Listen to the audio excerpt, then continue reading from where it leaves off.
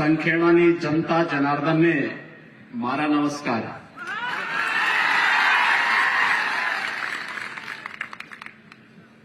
इस क्षेत्र की लोकप्रिय सांसद श्रीमती गीताबेन राठवा जी, संखेड़ा विधानसभा क्षेत्र से लोकप्रिय विधायक और वर्तमान में गुजरात विधानसभा क्षेत्र में भारतीय जनता पार्टी के प्रत्याशी श्री अभय सिंह भाई तड़वी जी, श्री राम सिंह राठवा जी, उपेंद्र भाई राठवा जी, जिज्ञासाबेन सेठ जी, धर्मेंद्र सिंह परमार जी, श्रीमती मलकाबेन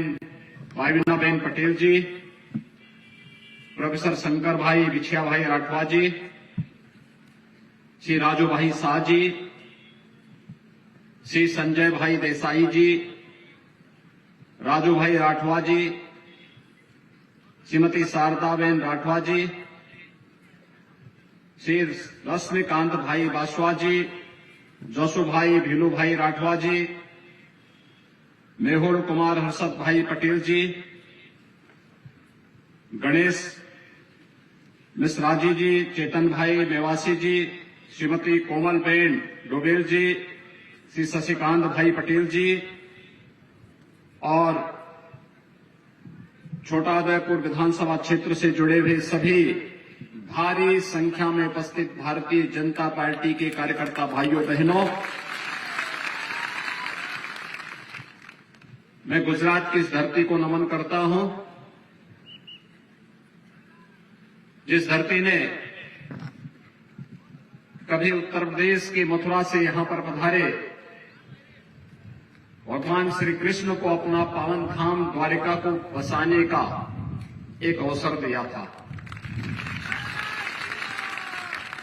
जिस धरती पर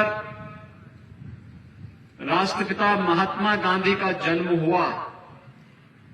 और भारत की आजादी की लड़ाई उनके नेतृत्व में लड़ी गई, जिस धरती पर लौह पुरुष सरदार वल्लभ भाई पटेल पैदा हुए और भारत की 563 से अधिक रियासतों को एकजुट करके वर्तमान भारत के इस विराट गणराज्य को बनाने में जिनकी महती भूमिका थी, मैं इस धरती को नमन करता हूं, जिन्होंने नरेंद्र भाई मोदी जैसा यशस्वी प्रधानमंत्री भारत को दिया है, जिनके नेतृत्व में वैश्विक मंच पर भारत की प्रतिष्ठा बढ़ी है, भारत की सीमाएं सुरक्षित हुई हैं, बिना भेदभाव के भारत के प्रत्येक नागरिक को उसका अधिकार प्राप्त हो रहा है। हम अभिनंदन करते हैं देश के यशस्वी प्रधानमंत्री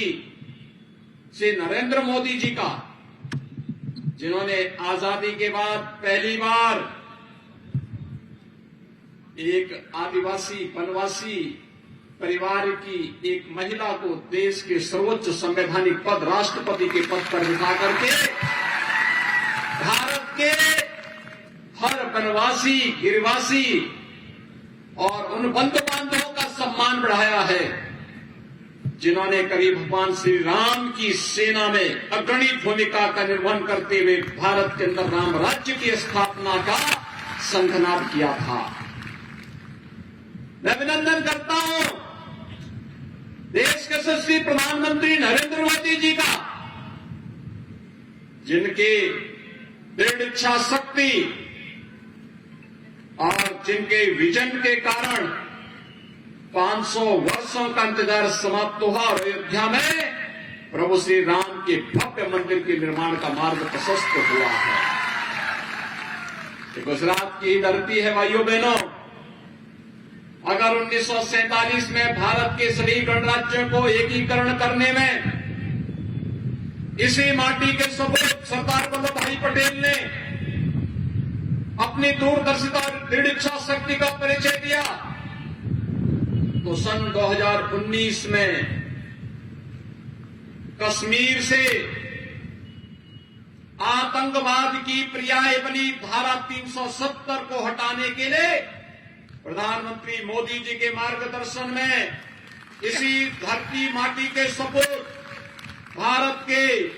लोकप्रिय और यशस्वी गृह मंत्री श्री अमित भाई शाह जी ने जिस दृढ़ इच्छा शक्ति के साथ कश्मीर से धारा 370 को समाप्त किया है, भाइयों बहनों, आतंकवाद की ताबूत पर वह अंतिम कील है और आतंकवाद और नक्सलवाद का खात्मा हमेशा के लिए होगा। भाइयों बहनों, जब ये देश आजादी का अमृत महोत्सव मना रहा है, आजादी के अमृत महोत्सव के वर्ष पर भारत का, जिस ब्रिटेन ने भारत पर 200 वर्षों तक शासन किया, उस ब्रिटेन को पछाड़ करके भारत का दुनिया का 5वीं अर्थव्यवस्था बनना, यह आर्थिक क्षेत्र में प्रधानमंत्री मोदी जी के नेतृत्व में भारत के वित्तीय प्रबंधन का बेहतरीन उदाहरण है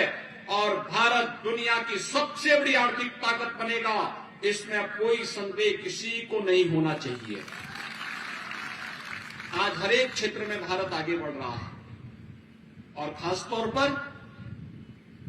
बिना भेदभाव के शासन की योजनाओं का लाभ प्रत्येक तबके को मिलना, वो भारत का किसी भी जाति, किसी भी मत, किसी भी मजहब, किसी भी क्षेत्र, किसी भी भाषा का हो, बिना भेदभाव के शासन की योजनाओं का लाभ सबको मिल रहा है। हम विकास कराएंगे सबका, लेकिन तुष्टीकरण किसी का नहीं करेंगे। ये आज भारतीय जनता पार्टी का संकल्प है और प्रधानमंत्री मोदी जी के नेतृत्व में इसी संकल्प को लेकर के आज भारतीय जनता पार्टी कार्य कर रही है और मैं भी आज आपके बीच इसी संकल्प के साथ आया हूं। भाइयों बहनों, आपने देखा होगा तमाम दल आते हैं, चुनाव के समय बड़ी बड़ी घोषणाएं करते हैं, लेकिन जो संकट के समय आपका साथी है वही आपका सच्चा साथी है। और संकट के समय में आपने देखा होगा इस सदी की सबसे बड़ी महामारी कोरोना महामारी आई थी। कोरोना महामारी के दौरान आपने देखा होगा फ्री में टेस्ट, फ्री में उपचार, फ्री में वैक्सीन और हर गरीब परिवार को, हर वनवासी परिवार को, हर अनुसूचित जाति के परिवार को, देश के अंदर 80 करोड़ परिवारों को, 80 करोड़ लोगों को फ्री में राशन देने का काम भी प्रधानमंत्री मोदी जी ने किया। फ्री में वैक्सीन देने का काम भी किया। भाइयों बहनों, मैं आपसे पूछना चाहता हूं, अगर कांग्रेस की सरकार होती तो भाइयों बहनों राशन का पैसा भी खा जाते और वैक्सीन का पैसा भी सब खा जाते, किसी गरीब को नहीं मिलता। आज तो हर गरीब को आवास उपलब्ध हो रहा है, प्रधानमंत्री आवास योजना का लाभ मिल रहा है। आज हर गरीब को हर घर नल की योजना का लाभ मिल रहा है। आज हर गरीब के घर में बिजली का लट्टू चल रहा है। आज हर गरीब को राशन की सुविधा का लाभ मिल रहा है और वन बंधु कार्यक्रम के अंतर्गत हर वनवासी बंधु को, जनजातीय बंधु को शासन की योजना के साथ जोड़ करके आज लाखों करोड़ रुपए उनके उन्नयन के लिए गुजरात के अंदर भूपेंद्र भाई पटेल के नेतृत्व की भारतीय जनता पार्टी की सरकार उनके उन्नयन के लिए कार्य कर रही है। आज भाइयों बहनों, गुजरात के अंदर निराश्रित महिला पेंशन, विधवा महिला पेंशन हो, वृद्धावस्था पेंशन का लाभ हो, दिव्यांगजनों को मिलने वाली पेंशन की सुविधा का लाभ हो, बिना भेदभाव के योजनाओं का लाभ उपलब्ध कराया जा रहा है। और यही नहीं, एक और भारत के सर्वोच्च संवैधानिक पद पर,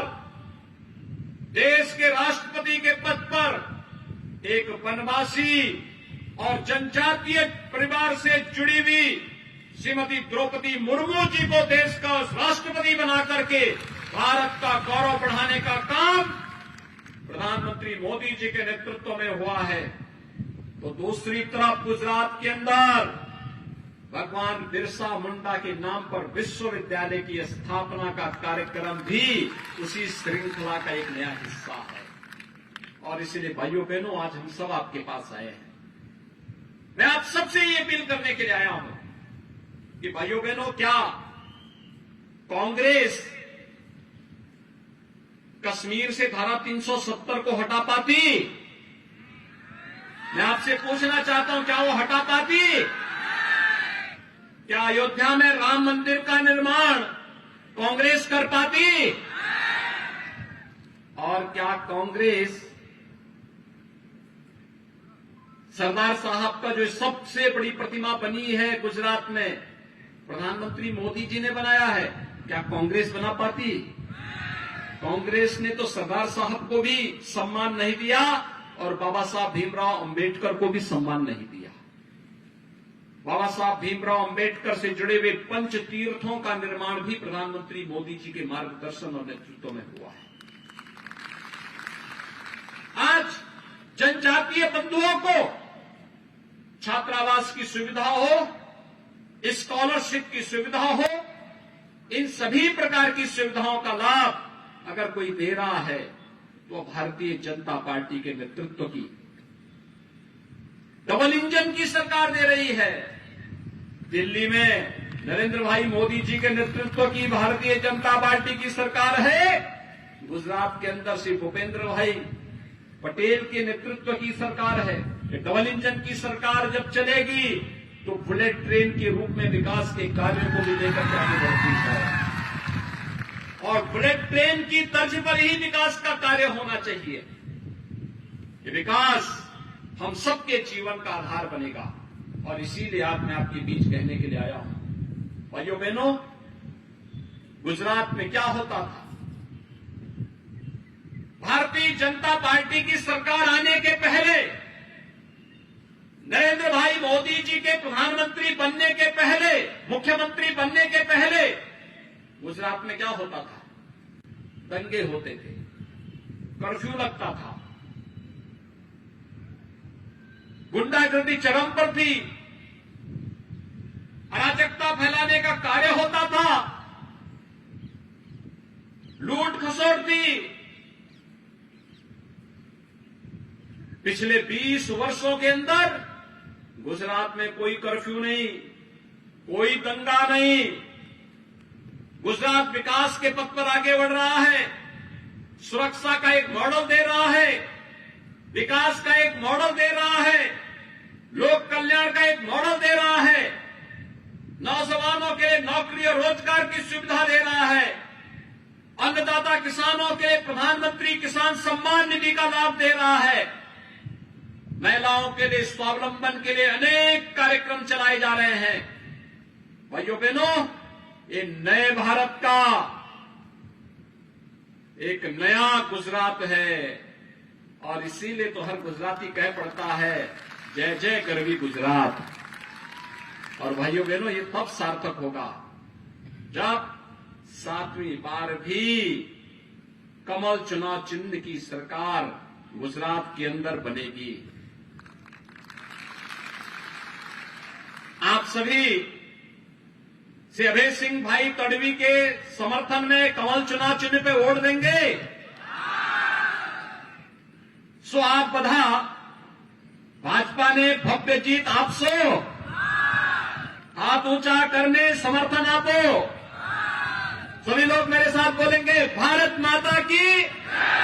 भारत माता की, भारत माता की, जय श्री राम, जय जय श्री राम। आदरणीय वीपीजी